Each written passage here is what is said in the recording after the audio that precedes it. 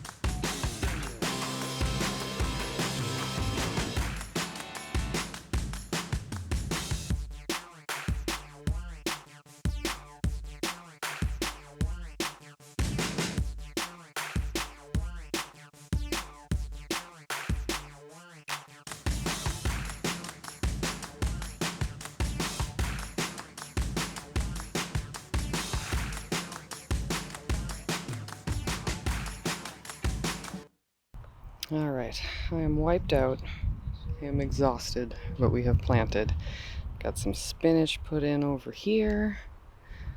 Pop some snapdragons in over there. Got some snapdragons here.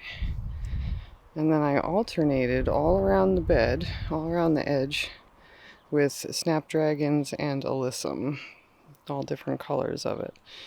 So that should edge the bed very nicely. And then I put in more spinach, tatsoi mustard, and some bunching onions over here.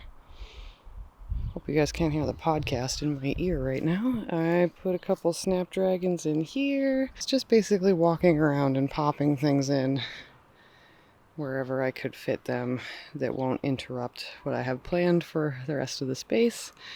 But let me show you something very exciting. Check it out. That is an incoming Alpine strawberry. There's a couple of them. Oop, right there.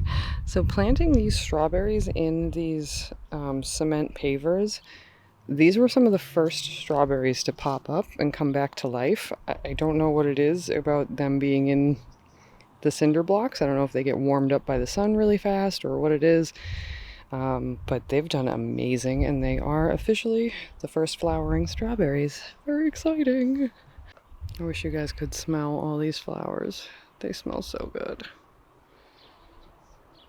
Got chive flowers coming in. Very exciting because those are absolutely delicious. If you've never put them in a salad before, you gotta try it. So good.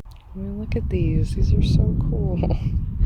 I have a couple different kinds of violets. And if you want to see a video about making syrup out of violets, I will put that in the eye for you.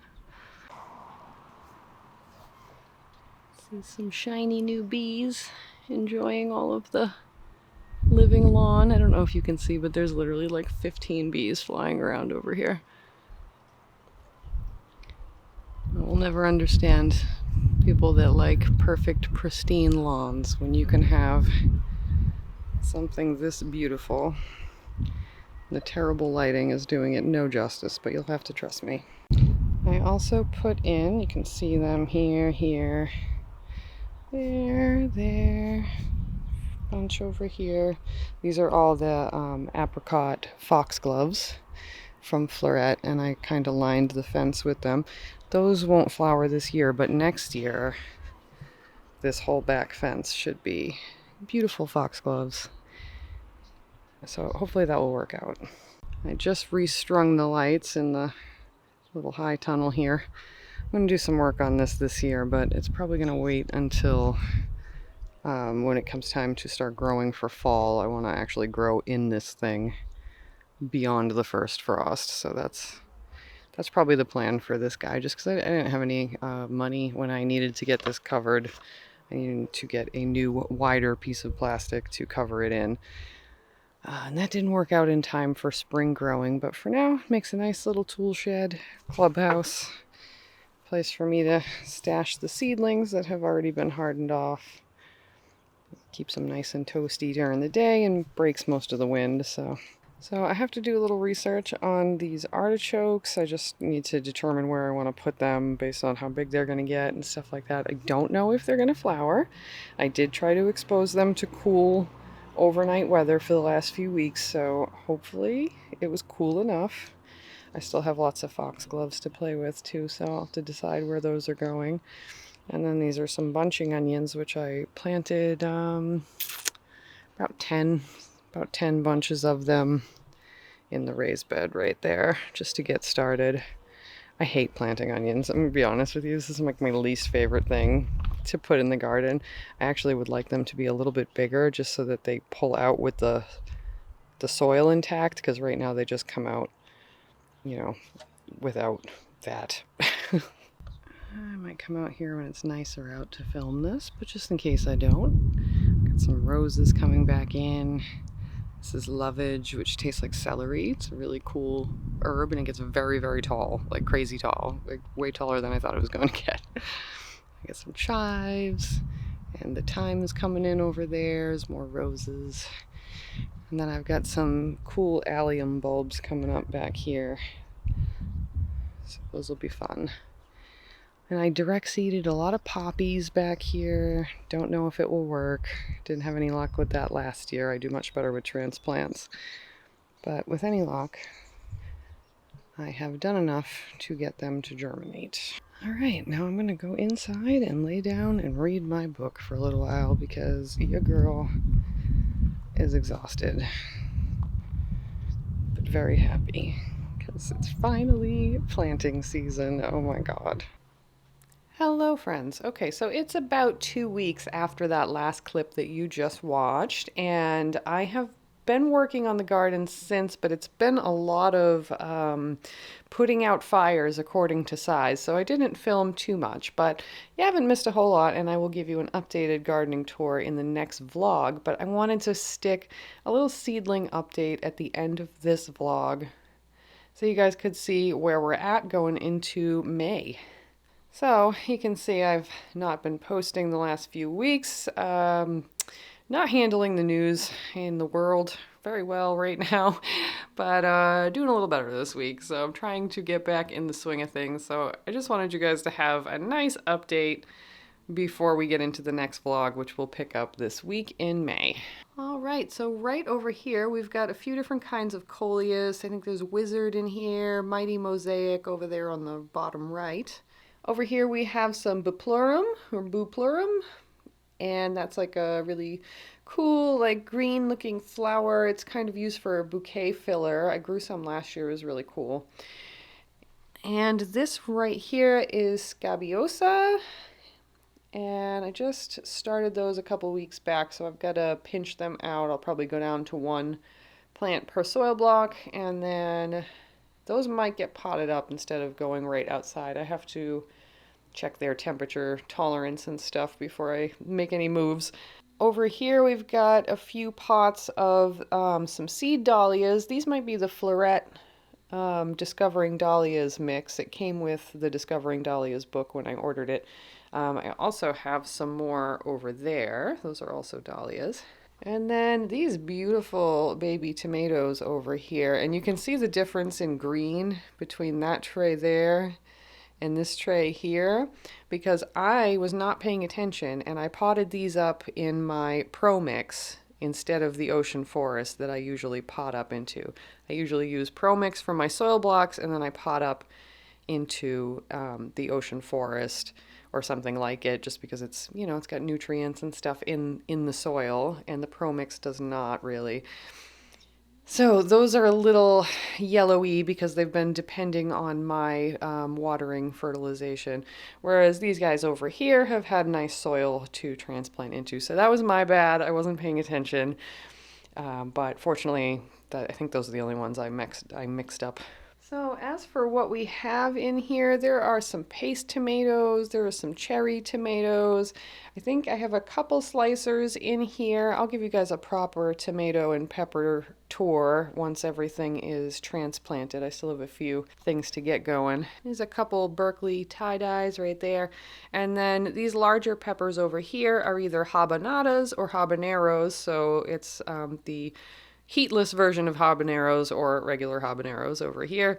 These are a couple bonsai tomatoes, I believe. We've got some asters over here. Those could use a pot up into some nicer potting mix because I don't think those will go out for another few weeks, so I may do that. We'll see. The thing with the soil blocks is they're very, very cool, but if you don't time them perfectly, you're still going to have to pot things up a lot of the time. Otherwise, like, the plant's going to suffer a little bit.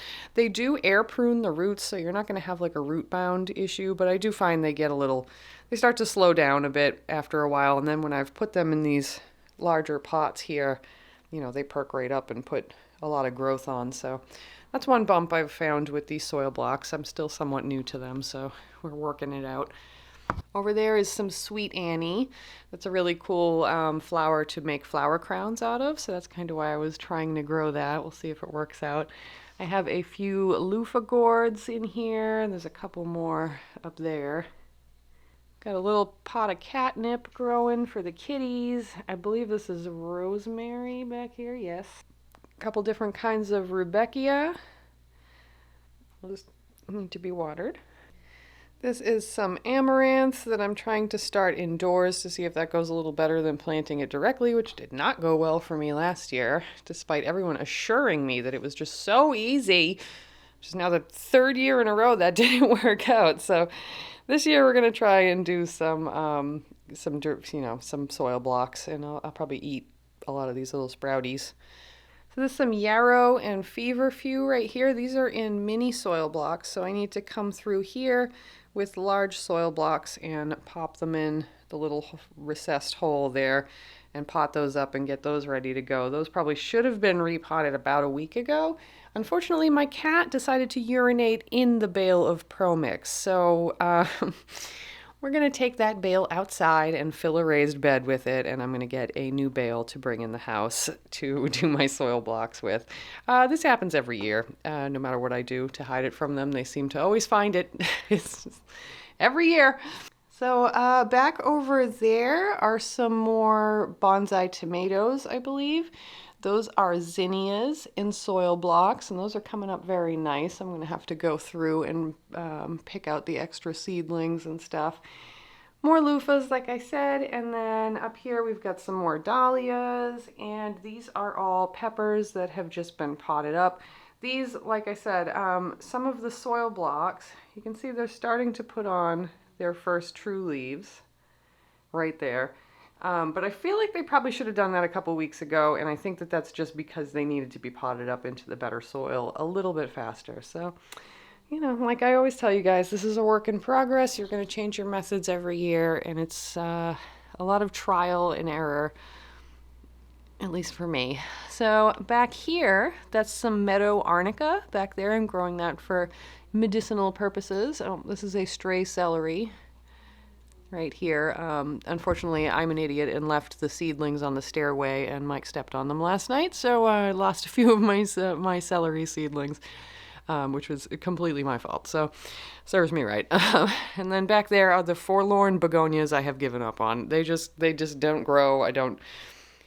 Fuck those things. I'll do it next year. I'll try again next year. They worked out last year. I don't know what happened this year. And I've just got a few random nasturtiums popping up over here, and then some eggplants that are going to get repotted into better soil tomorrow when I get some more, because we are out. So that's all of the seedlings we have in here. There are some more outside, but it's incredibly windy out right now, so I'm not even going to torture you guys with that awful microphone sound. So I'll have to show those to you guys next time. It's just a lot of onions and things like that outside. Okay guys, so I will see you very soon in a little bit of a more detailed vlog. I just wanted to get all the footage I had edited and out there so we can get going with May content. Sorry again about the absence of content. Life just hit me a little hard there for a minute, but we're back. We're back, baby. So I'll see you guys soon. Bye.